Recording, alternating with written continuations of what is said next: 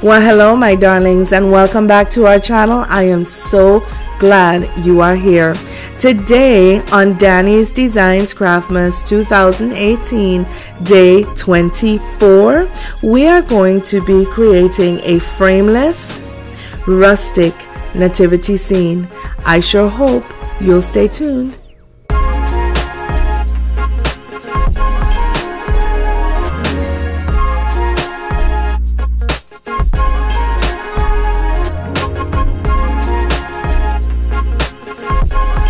For this craft, you will need 4 of these foam bricks, 4 of these straw bales.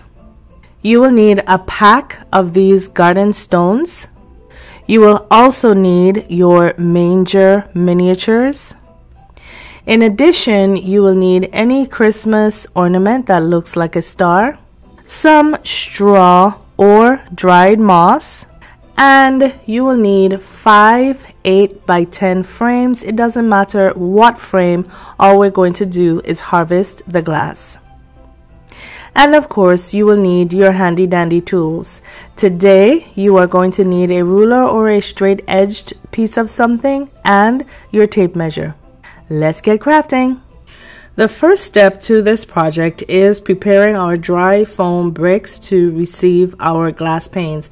And to do this, pretty much like we did when we created our glass case Christmas centerpiece on day 1 of Danie's Designs Craftmas 2018, we are going to measure the width of that brick to find the halfway point.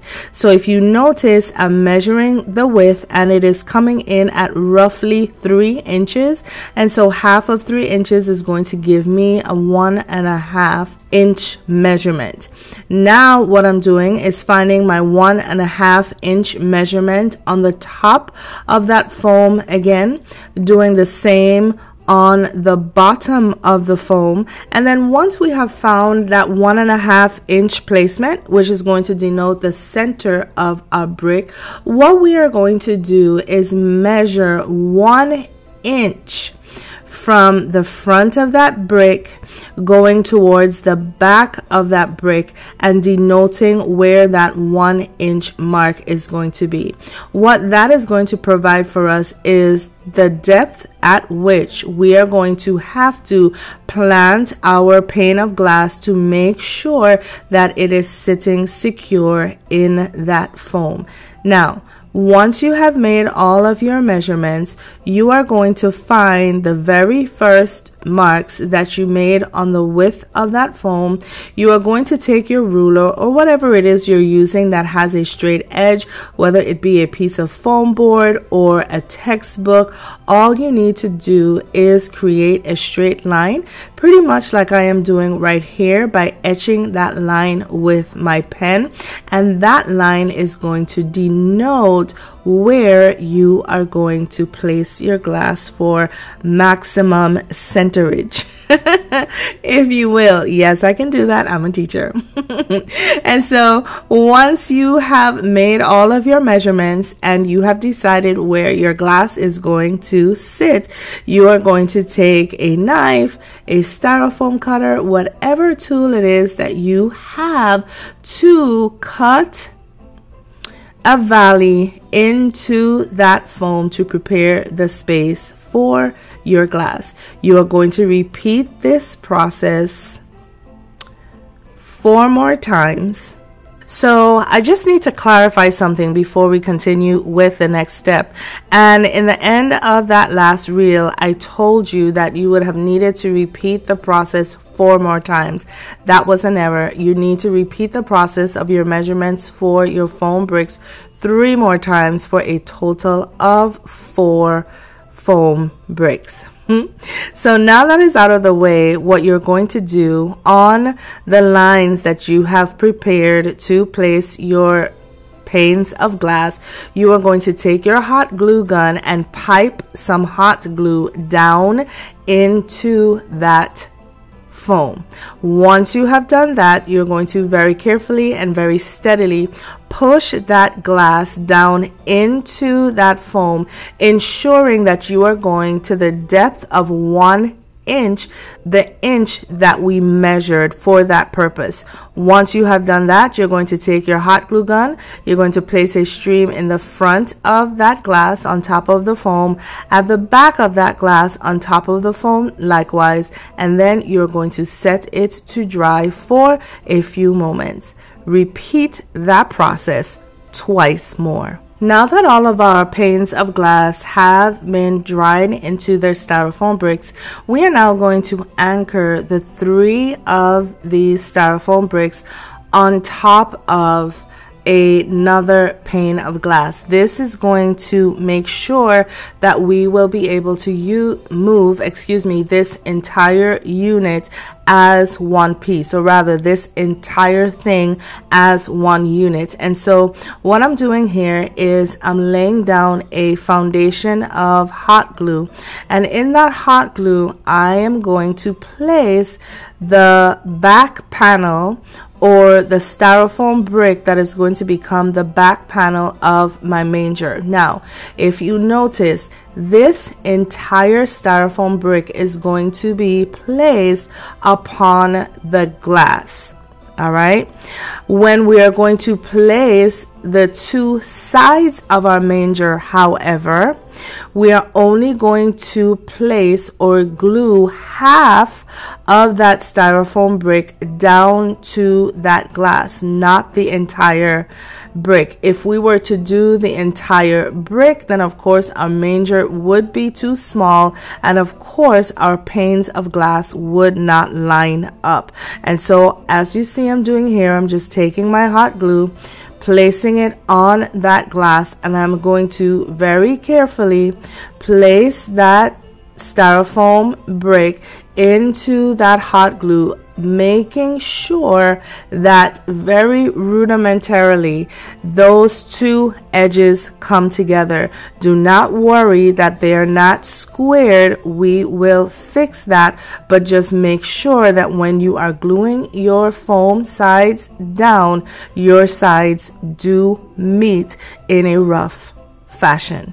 So here we have our unit so far with all of our pieces connected and dried one to the other. And what we're going to do now is simply repeat the same process with our styrofoam bricks on top, the same way we did at the bottom. And of course, I have already gone in and pre-measured these. And so what I'm doing, I apologize for being out of frame, is simply placing my hot glue on the etched line, the line on which we are going to place that pane of glass, and I am going to affix my styrofoam brick. Make sure that I'm lining it up with the etching that I've created and that 1 inch deep valley. And once I have found my placement, it is going to simply be a matter of applying some pressure to make sure that that glass goes all the way down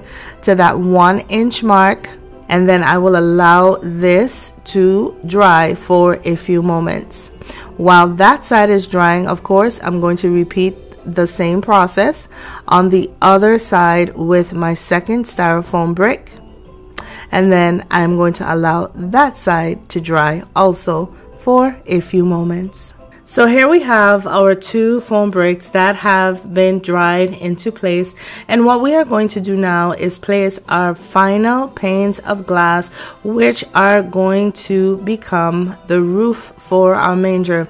Now, the only difference with placing these 2 final panes is making sure that you're placing them going in on a diagonal and not straight down. The reason why we're pushing them in on the diagonal is because we want those 2 panes of glass to meet in a triangular point. If we were to stick these in straight down, of course, that would not happen. Now, the original idea was to take that final piece of foam brick and attach it to the top to make, or rather to close up our roof. But spoiler alert, I changed my mind and I'm going to show you how I close it in the next reel. But before I can do that, I'm just showing you here, Just using the similar process, placing my hot glue down upon that etching that I have made to place my pane of glass, and then placing that pane of glass back in, taking my hot glue and placing a stream of that hot glue to seal that pane of glass into place. I am going to repeat the process, same process on the other side, and then I'll be back to show you how we're going to close our roof. So here is our manger all framed up and ready to be closed at the top, and I'm just showing you there that I changed my mind, so I'm not going to be using that final foam brick. But what I'm going to do instead is I am going to use my hot glue gun to close this roof at the top. And to do that, as you can see, I'm going in with an initial placement, an initial foundation of that hot glue, and I'm holding those two panes of glass together where they meet. When I'm confident that that first placement of hot glue has set into place, I'm going to take my hot glue gun and I'm going to pipe another stream of that hot glue on top of those two panes of glass, those two panes of glass where they meet. And then I'm going to take my hot glue gun and I'm also going to pipe hot glue underneath in the angle where they meet as well. When I have done that, of course, I'm going to hold all of that into place to make sure that that hot glue dries and those two panes of glass set right where I need them to set. When I'm finished, I'm going to repeat the same process on the two back sides of our mangers, placing hot glue on the outside first and then going in on the inside and placing a stream of hot glue there as well. And this will ensure that all of our sides have been closed and those edges of that glass are not going to be just open so that anyone can cut their fingers on your piece. So here we have our unit that is completely dried, completely set.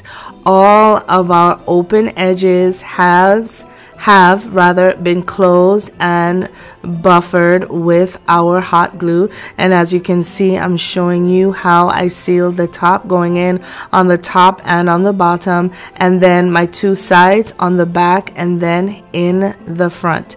Now what we're going to do is use our straw, or if you prefer, your dried moss, to cover up all of those foam bricks. To do this, you're simply going to take your hot glue, place down a stream of it, probably one or two streams, or going zigzag back and forth, and then you're simply going to take your moss, your straw, whatever it is you decide to use, and lay it on top of that hot glue. I am going to continue this process with all of the foams that I have there, and then I'm going to use my straw raffia, I think it's called, and I am going to place the raffia on the back to obscure that hot glue, and again on the top of our roof to obscure that hot glue. And when I come back, you will see what it looks like with all of those foam pieces covered. So here we have our piece, my darlings, with all of our straw and our raffia placed down. Now, full disclosure, I ran out of that dried straw because I did not anticipate those bricks, styrofoam bricks, utilizing so much of it. And so what I did to finish this so that I could have presented it to you, I used some reindeer moss that I had in storage just to complete this piece. What is going to happen tomorrow, possibly on my way home from school, more than likely I will stop at the Dollar Tree to get some additional straw. or dried moss, and then I will come home, take that green moss off, and I will finish the project using the dried moss. Now, in this part of our project, all I'm doing here now is taking those hay bales or straw bales and gluing them to the glass again in an effort to obscure any sharp edges so that your guests will not be tempted to touch and hurt themselves.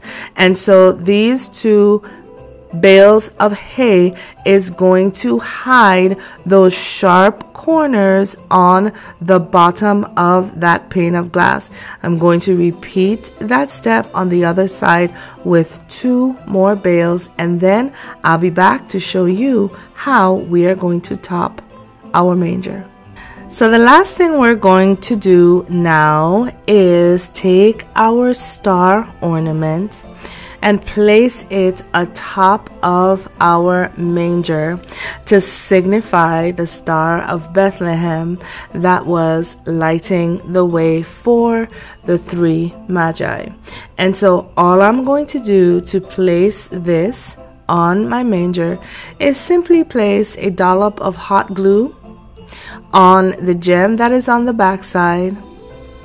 Place it where I need it to be in the top middle of my triangle, and then hold it into place until it dries.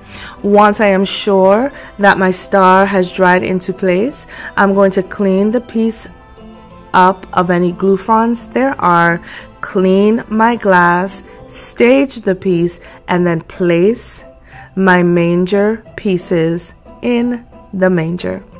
I will be back to show you our finished project. Well, here you have it, my darlings, our frameless rustic nativity scene. Isn't this absolutely divine? I think I would have to say that my favorite part of this project would have to be the fact that there is nothing impeding our glass. If you were to stand away from a distance and look at this piece, the only thing that would be evident to you would be, of course, the star, the straw that is framing our roof and the back, and our dried and green moss. Additionally, what I like about this piece is that wherever you place this in your home, you will be able to see the nativity scene from every single angle of this piece, including and not limited to, of course, the roof. My darlings, I think I would have to say that we have nailed yet another project.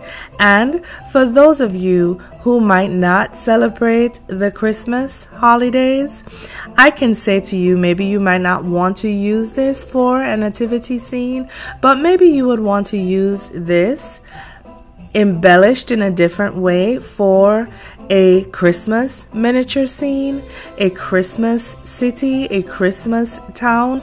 The opportunities for this piece are endless.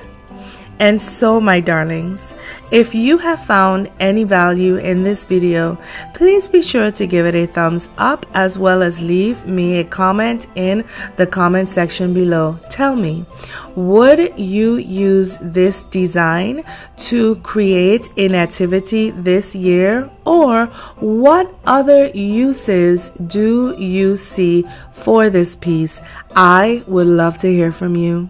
To my Danie's darlings, I just would like to tell you thank you for all of the love, the comments, the questions, the feedback, but most importantly, for all of your encouragement. Please know that it is not wasted, and I appreciate each and every one of you. To those of you who may not yet be Danie's darlings, however, and who may have possibly stumbled across our channel today, kindly be sure to subscribe to our ever-growing community of DIYers as we learn from and craft with each other on a weekly basis. And when you do subscribe, also be sure to ring the notification button to ensure that you will be made aware whenever any of our videos have been published, as well as whenever we go live as a community. And so, my darlings, before I sign off of Danie's Designs Craftmas 2018 Day 24, I'm going to leave you with the motto to our channel, which is simply this. Say it with me if you know it. Why buy when you can DIY? And so, my darlings, my loves, I say to you until tomorrow for Danie's Designs Craftmas 2018, sadly, day 25.